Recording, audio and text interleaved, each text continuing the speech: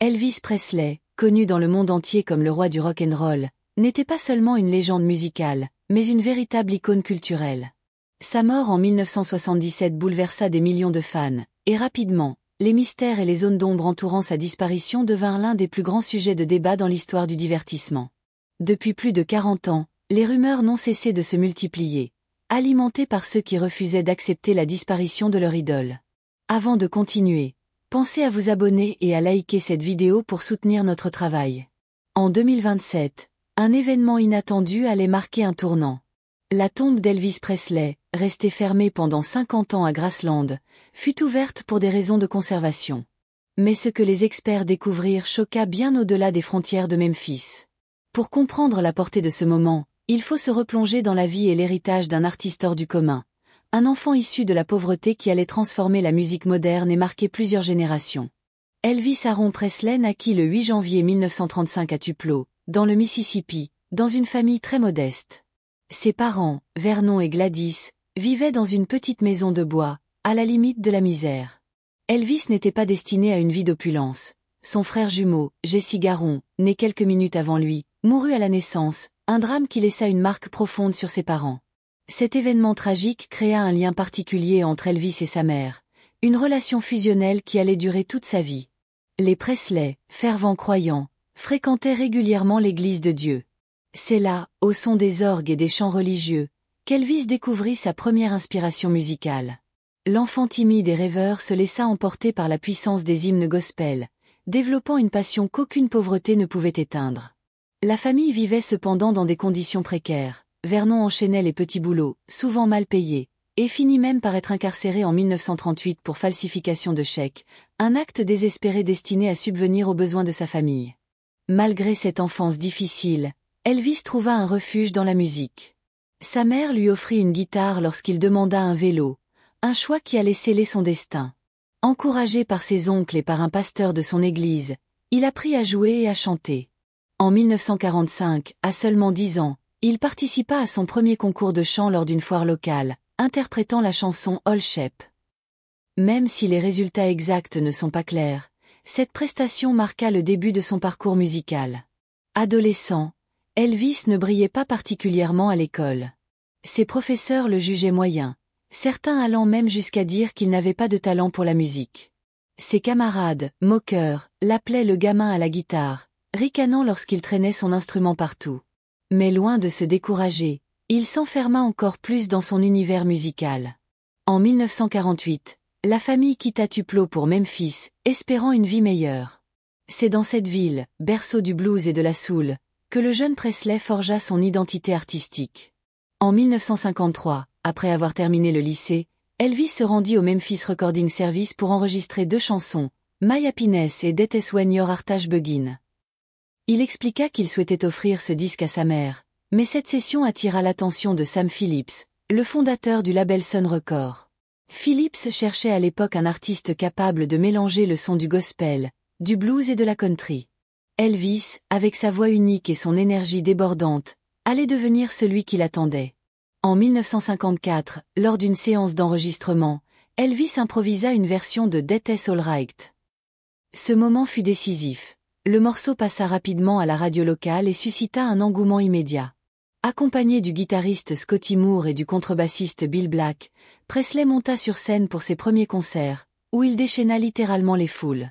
Sa manière de bouger, provocatrice et sensuelle, fit scandale dans une Amérique encore très conservatrice, mais attira en même temps une immense popularité.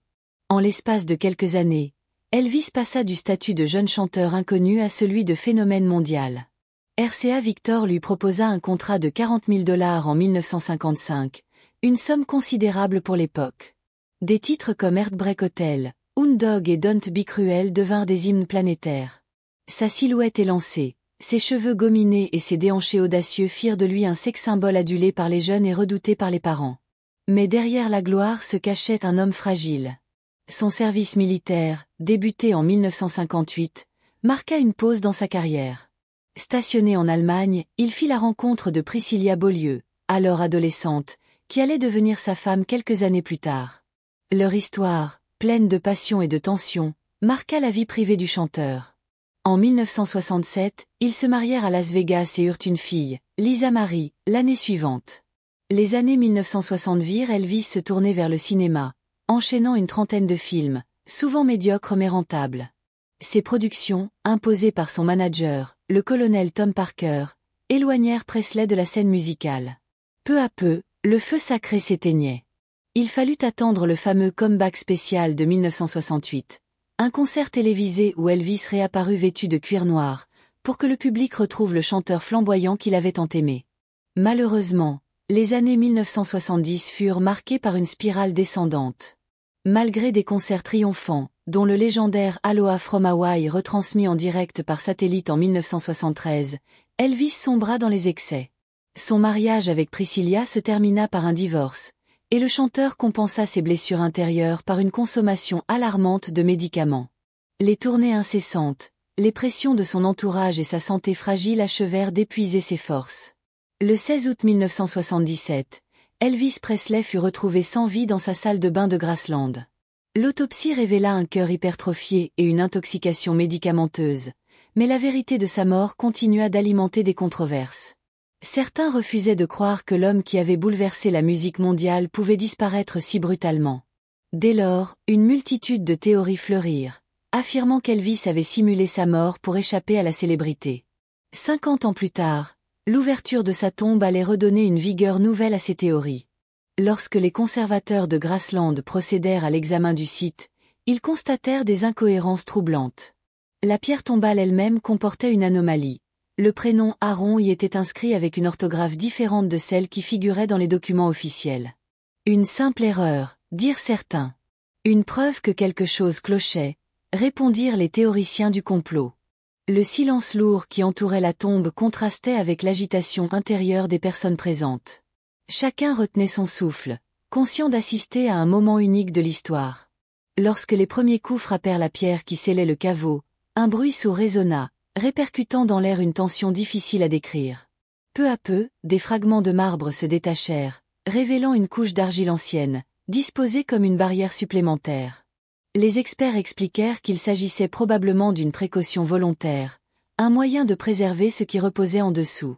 L'odeur qui s'échappa alors était lourde, un mélange d'humidité, de terre et de poussière accumulée depuis des décennies. La fouille révéla bientôt de petits éléments inattendus, morceaux de tissu imbibés d'humidité, bris de verre semblant provenir d'un cadre photo, restes d'objets métalliques oxydés. Ces détails intrigants semblaient indiquer que, lors de l'enterrement, on avait placé dans la tombe bien plus qu'un simple cercueil. L'atmosphère se fit encore plus solennelle lorsque l'équipe mit enfin à jour la partie supérieure du cercueil. L'objet, massif, était recouvert de couches superposées de métal et de bois. On distinguait des gravures presque effacées, comme si le temps avait voulu gommer les marques laissées par les mains humaines. Le moment de l'ouverture approchait. Des lampes puissantes furent allumées, des gants stériles distribués. Le premier craquement du couvercle fit naître un silence glacé. Lorsque le cercueil céda, une odeur âcre, mêlée à une étrange fragrance rappelant l'encens, se répandit autour. L'assistance, figée, fixa l'intérieur.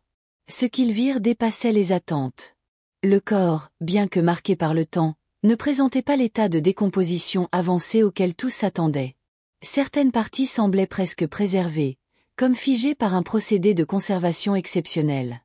Les spécialistes murmurèrent qu'il pouvait s'agir d'une forme d'embaumement rare, volontairement dissimulée au public. Mais ce n'était pas seulement l'apparence du corps qui bouleversait. Autour de la dépouille, des objets soigneusement disposés racontaient une histoire intime. Une Bible ancienne, ouverte, attirait immédiatement l'attention.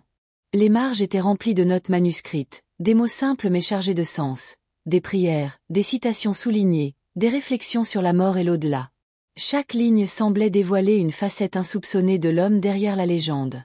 À côté, un pendentif en or, gravé d'initiales mystérieuses, fit naître une vague d'interrogations.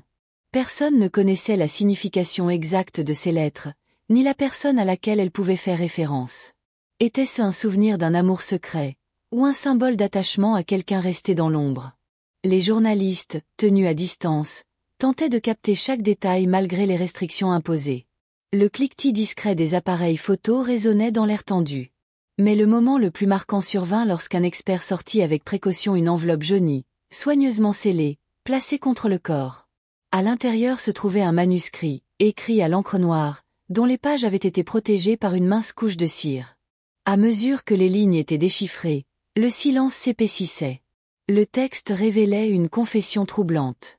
Elvis y décrivait sa fatigue immense face à la célébrité, son sentiment d'être enfermé dans un rôle qu'il ne contrôlait plus, et sa peur constante de perdre son identité. Il parlait d'une vie où chaque sourire devait être calculé, où chaque geste était observé, où la solitude, malgré la foule, devenait insupportable. Plus frappant encore, il évoquait son désir de disparaître, d'abandonner la scène, de retrouver une existence simple loin des projecteurs. Ces mots résonnaient comme un cri du cœur, une tentative d'expliquer ce que ses chansons ne pouvaient pas dire. Cette découverte bouleversa profondément les témoins. Certains y virent la preuve qu'Elvis avait anticipé sa propre disparition et qu'il avait voulu laisser derrière lui un message à ceux qui chercheraient un jour à comprendre. D'autres, plus sceptiques, parlèrent d'une manipulation orchestrée par ses proches pour renforcer la légende et entretenir le mystère. Mais quoi qu'il en soit, personne ne put nier la force émotionnelle de ce témoignage.